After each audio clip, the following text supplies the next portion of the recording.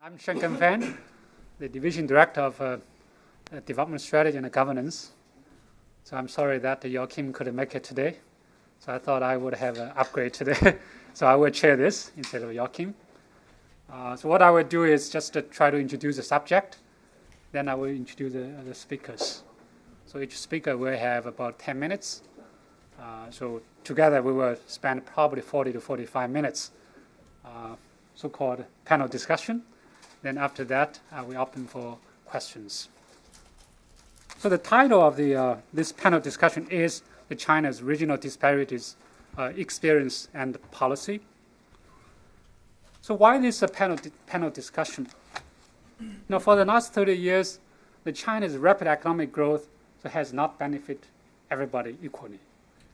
The Gini coefficient today has reached about 0.5.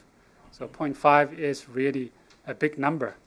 You don't see many countries that have a Gini coefficient of 0.5.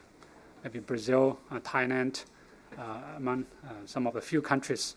So the Gini coefficient is one of the highest in China among most of the countries in the world.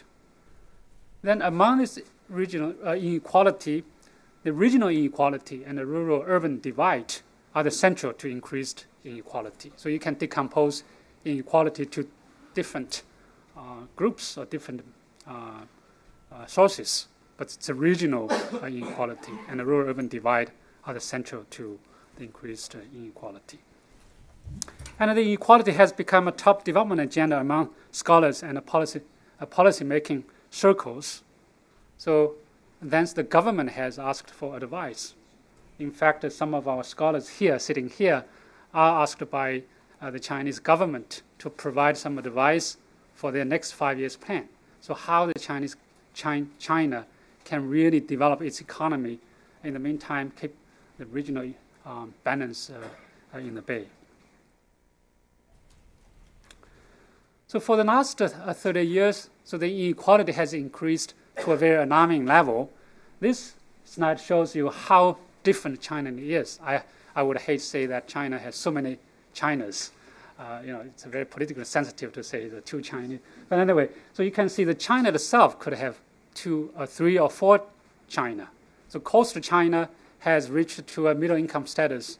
So per capita income there could be as high as $10,000 per person. But in Western China, the per capita income is still probably around $200, $300 per person. It's probably the African level. Then you have large, vast provinces in between, so ranging from $500 per person to $7,000 per person. So just to give you an example, the GDP per capita in Shanghai is more than times bigger than that in Gansu province. I have not seen such a large difference, such a large variation across different regions in a particular country, but give me an example if I'm wrong. And the recent financial crisis poses both challenges and opportunities for China's growth as well as narrowing its regional inequality. So the past growth in China has been mainly driven by export from coastal China. And the China's coastal area has become more integrated to the global economic system. So it's very ironic that China's coastal area is more integrated with the global economy than the Western China. So you see very much divided country. But the Western China has also benefited from migration. So basically from migration, but has not benefited much as other regions. Then the recent financial crisis has hit the coastal areas very hard. So due to the reduced imports from U.S., Japan, and Europe. So if you have traveled to coastal China in the last 4 or 5 months, so you will see the hit is dramatic. So many people lost their jobs. More than 20 million rural migrants lost their job, so they had to return to their hometown. And now it is Western China that have shown higher growth than the national average. So now, just to give you some example, for the last 6 months, or first 6 months of 2009, the average growth rate in China is over 7%, maybe 7.1%. In the coastal areas, some of the so-called the most rapid growing provinces in the past have grown only at 3%, 4% per year. But in Western China, the growth rates have been more than two digits, 10%, 15%. In Mongolia, the growth rate was 17% per year, per annual basis. So you can see, in fact, the financial crisis gave China an opportunity to shift this regional balance. Now, so it's very difficult not to talk about a stimulus package when you talk about China nowadays. The stimulus package has a very strong regional focus. So the total package is about $600 billion US dollars in 2009. Well, compared to US, it's a bit smaller. But if you use a share of GDP, China's stimulus package is much bigger than US. So on an annual basis, this package is about 15% of yearly GDP. And it has a very strong agriculture focus. More than $100 billion is spent on agriculture. Last year, just before the crisis, China spent about $20 billion on agriculture. But during the crisis, so that figure has increased to $100 billion, so 5 times increase just for agriculture. It also has a strong regional focus, particularly on infrastructure, medical service, and income support for Western China. So nowadays, you see many construction projects, many sort of hospitals, schools, roads, particularly rural roads, are being built in Western China. The initial evidence has shown that it has worked. GDP grew at 6.1% during the first quarter of 2009. During the second quarter, the past quarter, the growth rate has jumped to 7.9%. So it is expected that this year's growth will be more than 8% per year, so much higher than everybody predicted towards the end of 2008. And it is the Western China that has experienced even faster growth, as I mentioned. And then China's growth pattern also has global implications. So not just a regional imbalance between coastal and Western China. So in 2007, China's growth accounted for 27% of the global growth. I think in 2008, I don't have that figure. That percentage should be more than 30%. And this year, I would expect that percentage will be higher because many major economies, US, Europeans, Japan, are really shrinking. On the other hand, China is growing at probably 8% per year. So China will account for a larger share of the global GDP growth in 2009. Then China's transition from export-oriented to domestic-driven growth will offer export opportunities for many countries, including developing countries. And China now is the largest cotton importer. It is also the largest soybean importer, so mainly from US. Cotton is from India, from West Africa, and US. Soybean from US, Brazil, Argentina. This figure shows you, how China's trade with Africa has changed over the last decade or so. So in 2000, the bilateral trade between China and Africa is probably $5 billion, $7 billion, definitely less than $10 billion. I don't have the figure for 2008. In 2008, the bilateral trade has reached $100 billion. I think close to US, if not exceeds the US. So China basically has become the largest trading partner for Africa. The right-hand side shows you the trade on agriculture. So the bilateral trade between China and Africa in agriculture. So China is running a huge deficit in agriculture with Africa. So China imports a lot of agricultural products from Africa. In 2005, it's about 1.6 billion. I think in 2008, that number could be easily tripled or quadrupled. I don't have that figure.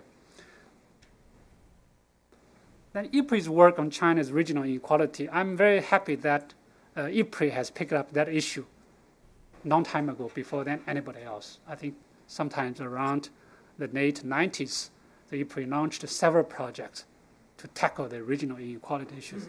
So not too many people touched on that. I think Carl Riskin is one of the scholars who really also raised that concern. So I will introduce the speakers later. So I should say that IFPRI was one of the first institutions that paid special attention to regional inequality beginning in the late 1990s. So we studied in public investment in Western China. So returns to different investment in Western China show very high returns, not only in terms of poverty reduction, but also in terms of economic growth. Then development strategy in less development areas, WTO globalization and regional inequality. I think Xiaobo has done a lot of work to measure the regional inequality and its policy causes behind that.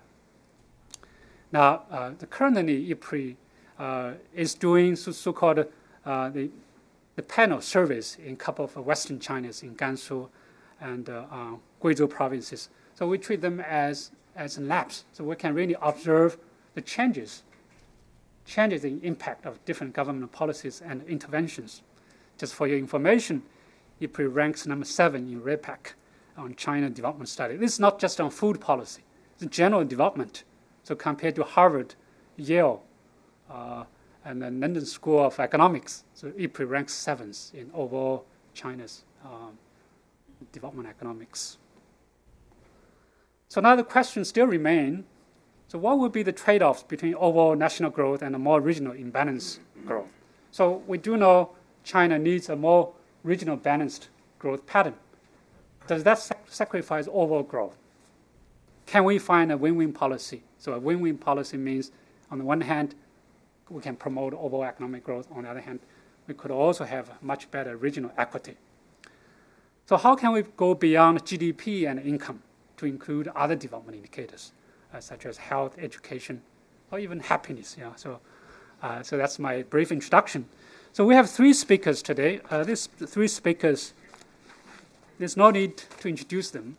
The first speaker is Ravi Campbell. So he's a chair professor. Well, sorry, I think maybe we should say Xiaobo first. Huh? So you wanted to talk first. Okay. So Xiaobo will be a first speaker. So Xiaobo is a senior research fellow at IFPRI. He has worked on regional inequality issues, public investment, rural-urban linkage issues. He was the past president of the Chinese Economic Association. He has been with IFPRI for more than 10 years, I guess. So he will speak for about 10 minutes. He will focus on the evolution measures of Chinese regional inequality. And Professor Ravi Campbell, I think he's known to IFPRI. He's a chair professor of international affairs at Cornell University. He taught in many sort of schools you would dream of, Princeton, London School of Economics, or Oxford, Columbia, and then Cornell. He worked in the World Bank as chief economist for African region, for principal advisor to the World Bank chief economist. He was also the editor of one of the issues of WDR, I don't know which year, it's probably 2004 or 2005, he can correct me. So he will discuss some of the policy options the other countries, including China, that could use to balance the regional development. Then Carl Riskin, actually, it's ironic that it's shameful that I met him today, first time, although I have cited his work heavily in some of our previous work on China's investment, China's growth. I think he is authority on China's regional inequality, on poverty, on economic growth. I have observed his work for a long time. I still remember maybe about 10 years ago, he really tried to correct the Chinese GDP growth. So now, so I think we moved away from that. So now he's a professor in City University of New York. He has been professor in Pittsburgh University, as I remember. Oh, okay. Okay. Anyway, so I think so he will discuss some of the issues probably we have not discussed by the previous discussants, but for your information, we just published a couple of books. One is on regional inequality, The other one is on governing China's growth. So these 2 books are available outside there. Still there, Xiaobo? Yeah, if not, you can drop your name so we can send you a copy. So Xiaobo, you have 10 minutes.